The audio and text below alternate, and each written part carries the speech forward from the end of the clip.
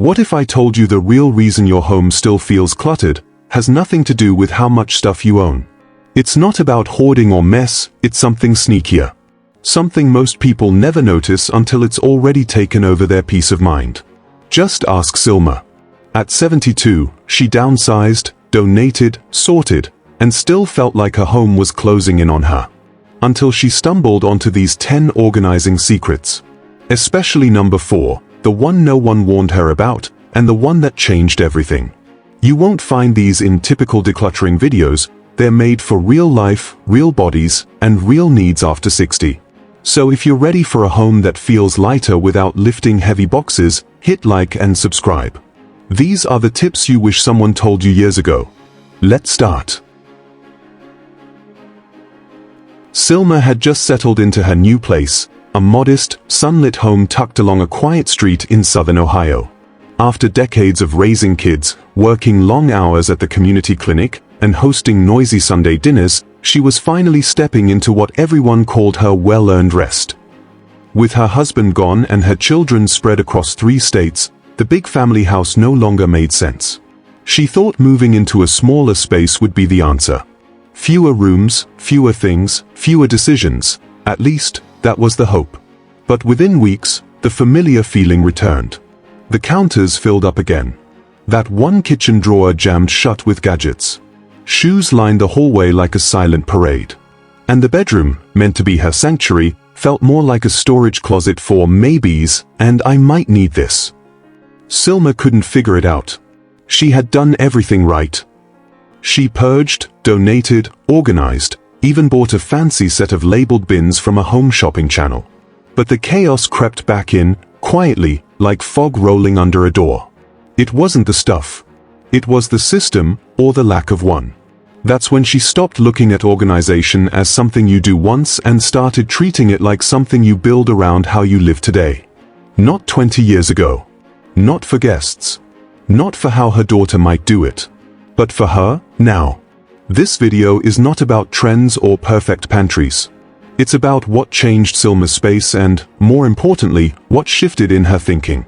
Because once she stopped organizing around the past, and started organizing around her present needs, her home finally felt like hers again. Have you ever downsized, only to feel just as cluttered? Let us know in the comments.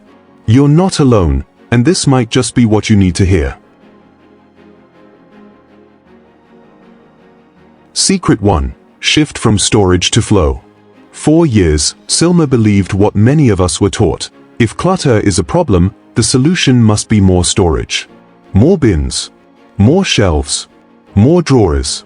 She spent hundreds trying to organize her home, stacking labeled boxes under tables, tucking baskets into corners, adding floating shelves in the hallway. But something didn't sit right. No matter how much she stored, she still felt boxed in. Her home felt like it was closing in around her instead of opening up to her needs. That's when a neighbor casually mentioned something that stuck with her. It's not about storage, it's about flow. That one line turned everything upside down. Sylma began paying attention to how she actually moved through her home. Not how she thought she should, but how she naturally did. She noticed where she hesitated while walking, where she bumped her elbow or had to sidestep a pile. The space beside her recliner, for example, had slowly become a dumping ground. Magazines, the remote, folded blankets, half-read books, all within reach, but also blocking the way. So she cleared it.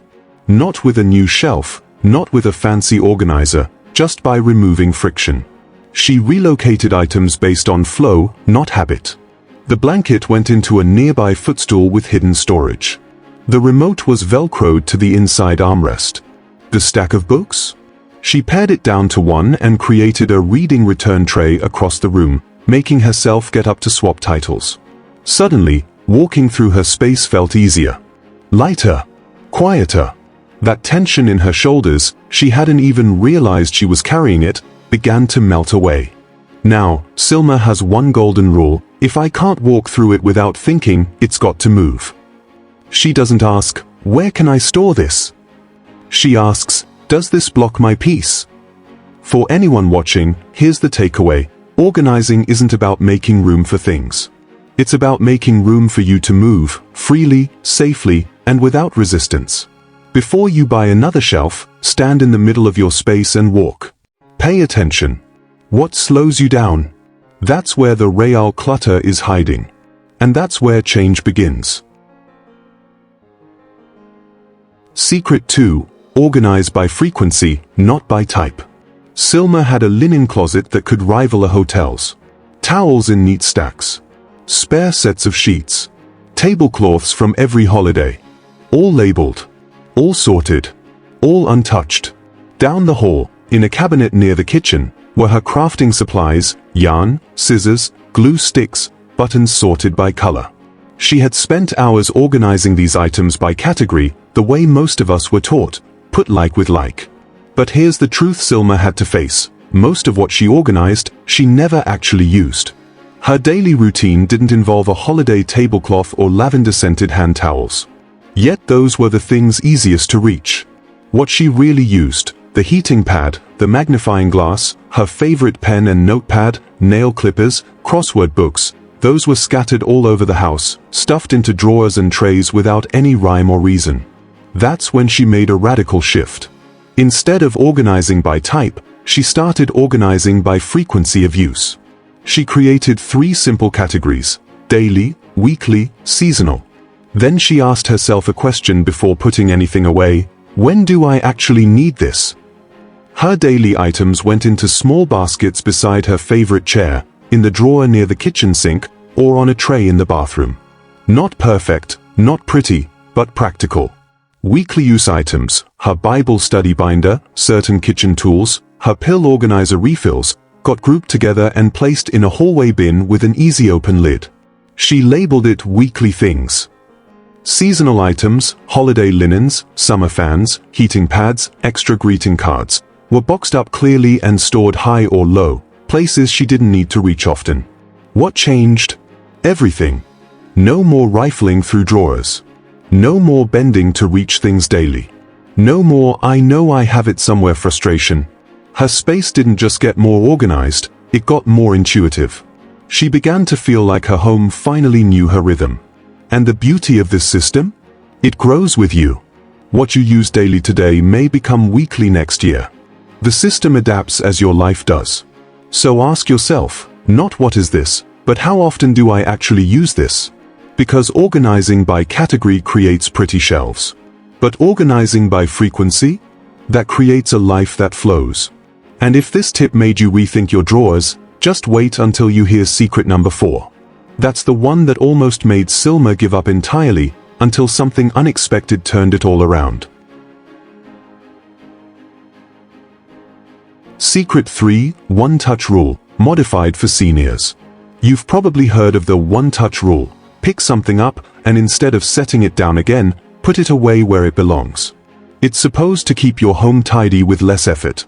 But if you're over 60 and living with arthritis, joint stiffness, or just plain fatigue, that rule can backfire.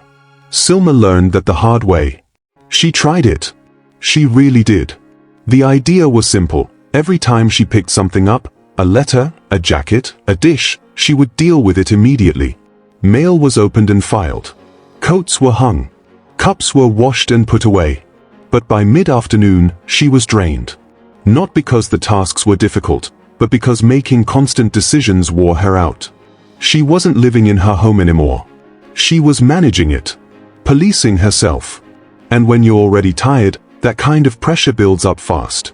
That's when Sylma made a gentle shift. Instead of pushing herself to follow the standard one-touch rule, she created something that worked with her energy, not against it. She placed a small landing tray near her favorite sitting spot. It wasn't a clutter magnet, it had a purpose.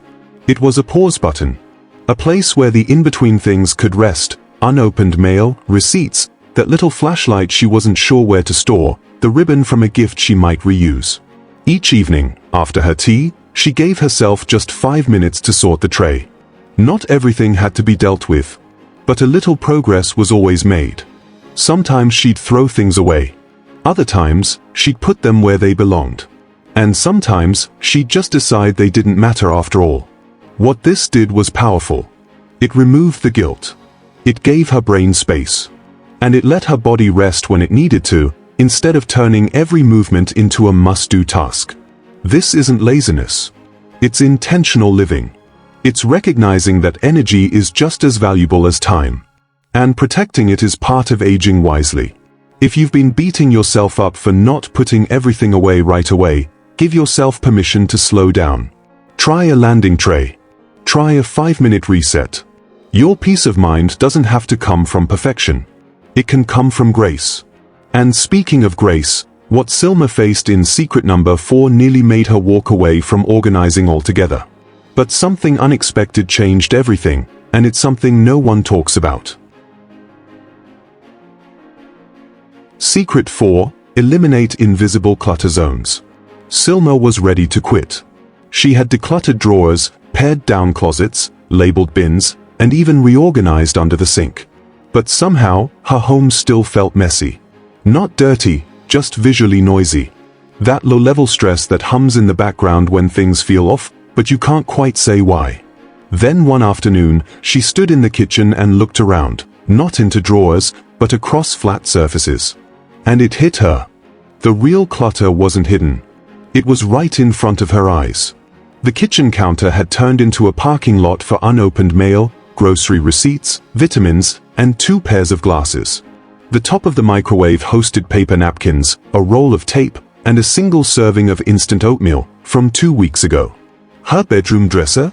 Covered with lotion bottles, earrings, spare change, and a decorative tray that now held everything except decor. This was invisible clutter, the kind that hides in plain sight because you walk past it so often you stop noticing it. But your brain still sees it. And it drains you. That's when Sylma came up with what she calls her surface sweep ritual. Once a week, usually Sunday evening, she walks room to room, armed with a soft cloth and a small bin. Her mission isn't deep cleaning. It's reclaiming surfaces. One by one, she clears the tops of tables, dressers, counters, and appliances. Not by relocating clutter to drawers, but by asking herself, do I use this here, every day? If not, it goes into the bin. Then, she either finds a permanent home for it or lets it go. The surprising part? She didn't need to declutter more. She just needed to declutter smarter. After 3 weeks, her home looked dramatically more peaceful, even though nothing major had changed. The difference was visibility. Her eyes could rest. And that brought a kind of calm she didn't expect. Invisible clutter is tricky. It doesn't feel urgent. But it chips away at your comfort, your focus, and even your mood. And for seniors, especially those living alone, this type of clutter often goes unchecked the longest. So here's a question for you. Which surface in your home collects the most clutter? Tell us below. It might be the coffee table, the nightstand, or that one kitchen chair no one ever sits on. Wherever it is, start there. Reclaim just one surface today. And watch how it changes the way you feel in your space. Secret 5. Invest in DualPurpose furniture. Sylma never thought of herself as someone who needed new furniture. Her recliner was nearly 2 decades old, and the end table beside it had belonged to her mother. She wasn't trying to redecorate, she just wanted to breathe easier in her own space. But after reorganizing every drawer and purging every cabinet, she still felt like her home was working against her instead of with her. It started with a magazine rack that kept tipping over. One day while browsing online for a replacement, she stumbled across a storage ottoman, soft, compact, with a hinged lid. Inside, it could hold all her blankets, crossword books, and that heating pad she used every night but hated seeing sprawled across the couch. She hesitated, but eventually clicked order. When it arrived, everything changed. Suddenly, her living room didn't look like it was halfway through a cleaning spree. It looked restful, put together, like someone lived there with intention. Encouraged, Sylma took a second look at 2 more pieces. Her nightstand, just a flat table, was swapped out for one with drawers. Now, her reading glasses, lotion, and sleep mask had a hidden home. No more dusty stacks or items falling off the edge. The third change? A narrow entryway bench with cubbies. Shoes that used to clutter the doorway were now tucked neatly below, and a small cushion on top gave her a place to sit while putting them on. It wasn't fancy. It wasn't expensive, but it worked. In total, Sylma replaced just 3 items. But the impact was massive. Her space didn't just gain storage, it gained function. And perhaps more importantly, she didn't feel like she was adding more stuff. She was replacing old, single-purpose items with furniture that earned its space. That's the real key here. If you're going to bring something into your home, make it do double duty. You don't need a full home makeover. You don't even need to shop immediately. Just be mindful the next time you need to replace something. Look for pieces that support your life now, accessible, spacious, and practical. Sylma says it best. I didn't buy new furniture. I bought back my space. And the next secret? It's not about physical space at all, it's about emotional weight. And it changed how Sylma viewed everything she owned. Secret 6. Create an If I Go Tomorrow box. Sylma had a hallway closet filled with memories, photo albums, old letters, greeting cards, even the dried corsage from her daughter's wedding. Every time she opened that door, she felt both warmth and pressure. Warmth from the life she had lived, and pressure from knowing someone else would have to sort through it one day. She wasn't sick. She wasn't planning on going anywhere. But one afternoon, while helping a friend sort her late sister's belongings, something clicked. There were drawers full of papers no one understood, boxes of sentimental things with no names, and dozens of mystery keys. Her friend, already grieving, now carried the added weight of making sense of a lifetime she hadn't lived. That night, Sylma sat in her armchair and asked herself a hard question. If I were gone tomorrow, what would I want someone to know? That's when the idea of the If I Go Tomorrow box was born. She didn't overthink it. She started with a sturdy showbox and labeled it with a black marker. Inside, she placed a handwritten note explaining what the box was, followed by a list of key accounts and where to find important documents. A few old photos with names and dates written on the back. One letter for each of her children. Her mother's necklace with a small tag, "This always made me feel brave." By the end of the evening, the box was full, not with clutter, but with clarity. And something unexpected happened. Once Sylma created that box, it freed her emotionally to let go of things she'd been hanging onto out of guilt. 12 bulky photo albums? She scanned her favorite snapshots and wrote short captions. The originals were offered to family or recycled. The dozens of sympathy cards from her husband's passing? She kept 2, then let the rest go. She wasn't erasing the past, she was curating it. And the relief was enormous. Creating an If I Go Tomorrow box doesn't mean you're being morbid. It means you're giving your loved ones a gift. It means you've done the emotional labor ahead of time, so they can focus on remembering you, not guessing what mattered most. Start small. 1 box. 1 note. 1 act of love. Because letting go is easier when you know you've already passed on the pieces that truly count. Secret 7. The 5-item per room rule. Sylma never considered herself a minimalist. She liked color, comfort, and the warmth of lived-in spaces. But after decluttering and reorganizing so much of her home, something still felt unsettled. The rooms were technically tidy, but visually, they still felt cluttered. Too many small things pulling at her eyes. A framed photo here, a dish there, a pair of reading glasses, a candle, a folded throw, a ceramic angel on the shelf, nothing outrageous, but it added up. It wasn't until she visited her cousin's home, cozy, but calm, that she realized what was missing: intentionality. So Sylma gave herself a boundary. Not a punishment, not a restriction, a guideline.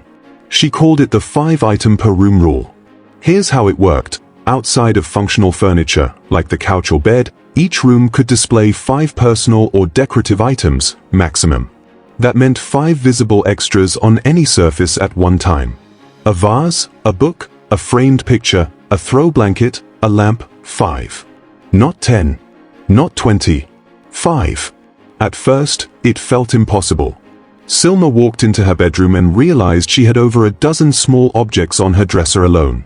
But instead of viewing it as "I have to get rid of things," she asked, "Which 5 items do I want to see every day?" That question changed everything. She chose her favorite photo of her husband fishing in the early morning light, a candle she lights during prayer, her daily journal, a soft teal throw blanket, and a hand-painted trinket dish. Everything else was either stored, gifted, or donated. Suddenly, her bedroom didn't feel sparse, it felt peaceful. She applied the same approach to her living room, kitchen, and even the bathroom. No more knick-knack clusters. No more just because clutter. And what surprised her most? Guests noticed. "Your place feels so calm," one friend said. "I always leave here feeling lighter," said another.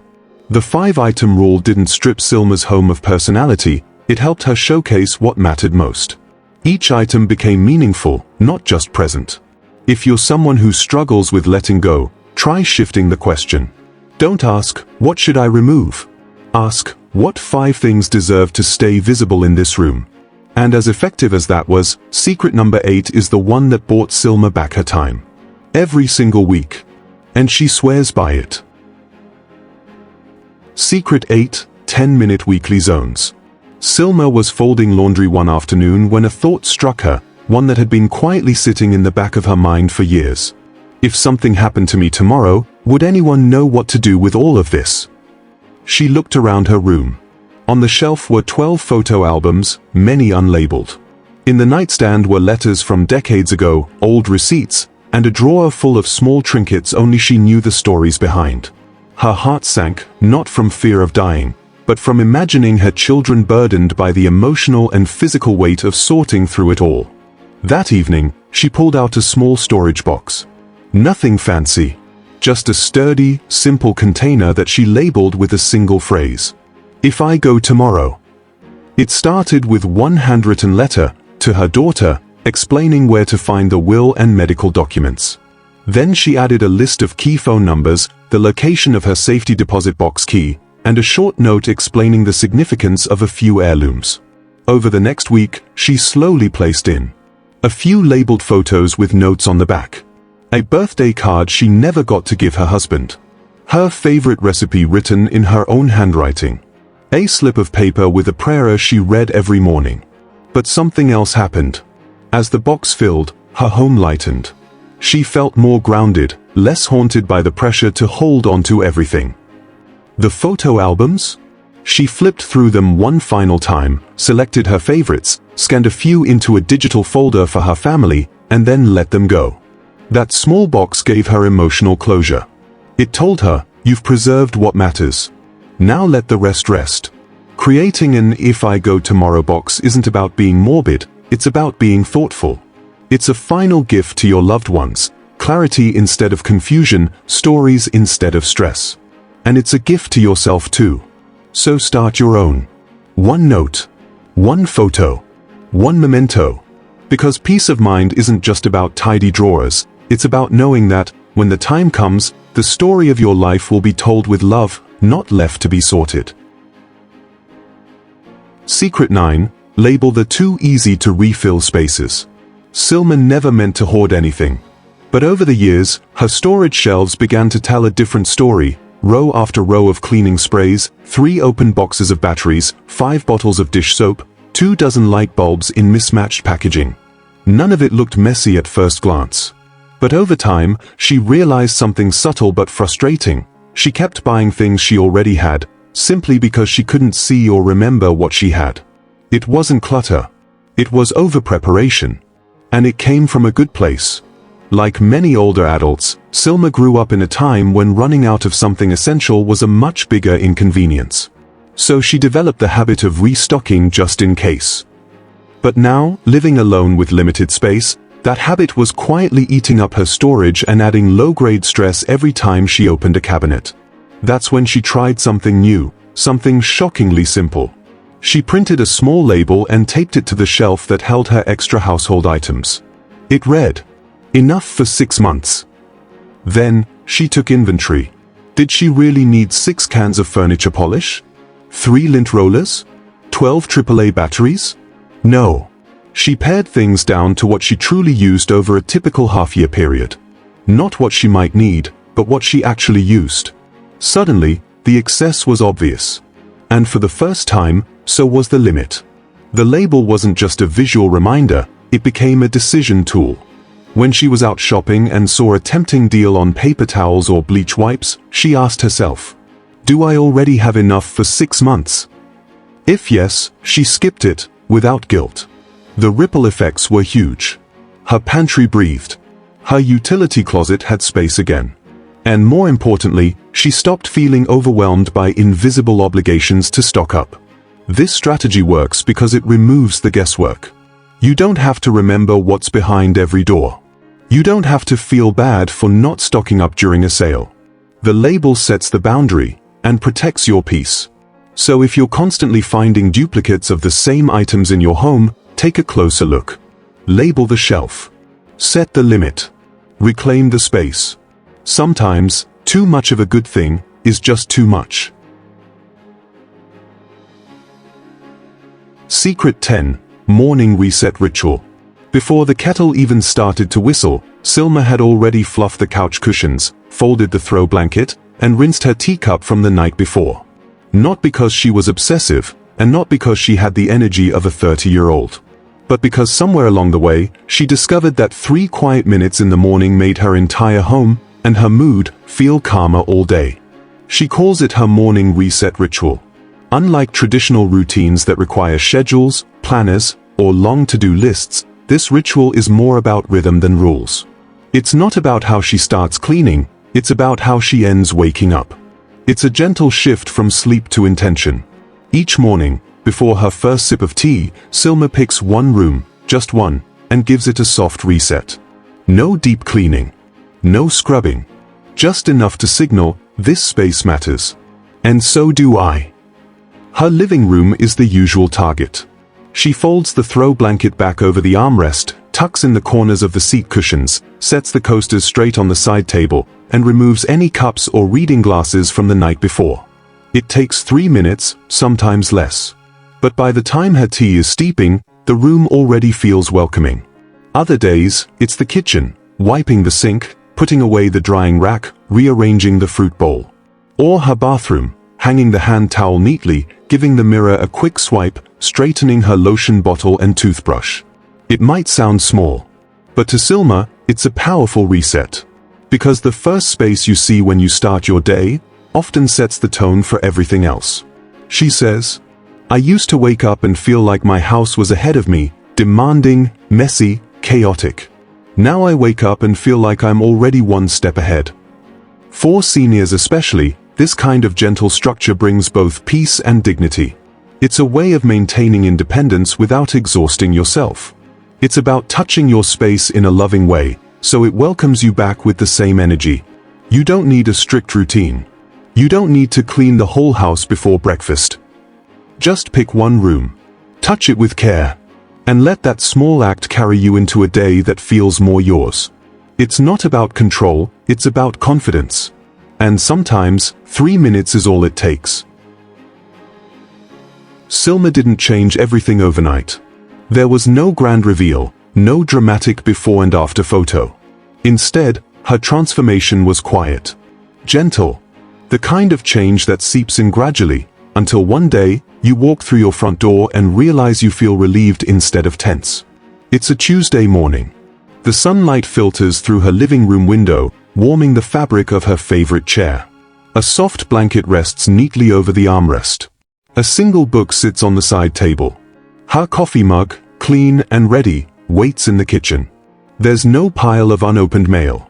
No mountain of just-in-case clutter. No silent to-do list following her from room to room.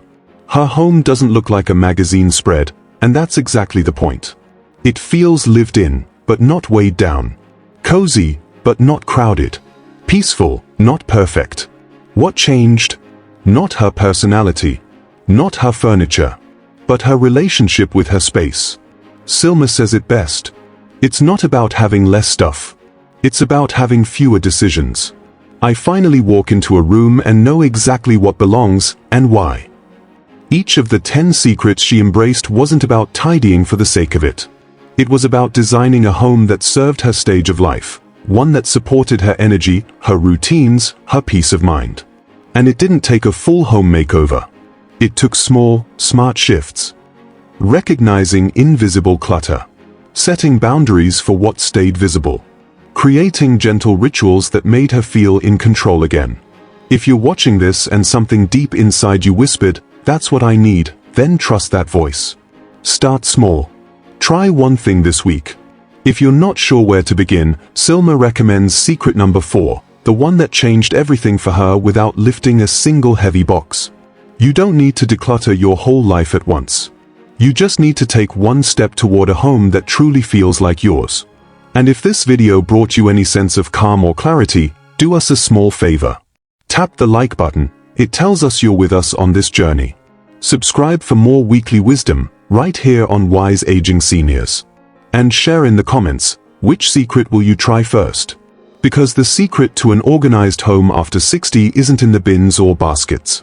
It's in choosing to make space for what truly matters, and letting go of the rest.